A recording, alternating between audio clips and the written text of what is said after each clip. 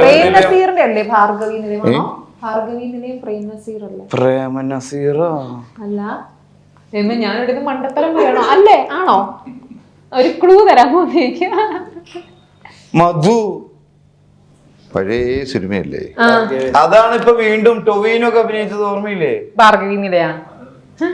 അയ്യോ, നിങ്ങൾ എന്നോട് സത്യം പറഞ്ഞു. അതാണ് നീല വിളിച്ചൊന്നും അല്ല, എന്താണ് നീല വിളിച്ചൊന്നുകൊണ്ട് ഞാൻ അഭിനയിച്ചിട്ടുണ്ടായില്. അതില് കൊട്ടാരക്കര ശ്രീധരൻ മേനോൻ ഇല്ലേ,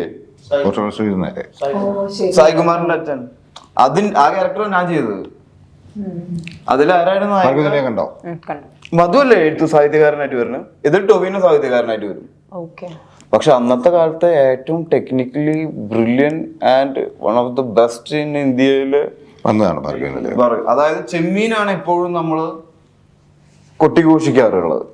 പക്ഷെ കമൽ സാറ് പറയണത് ഭാർഗവി നിലയായിരുന്നു ആ സമയത്ത് കിടിലൻ പടം.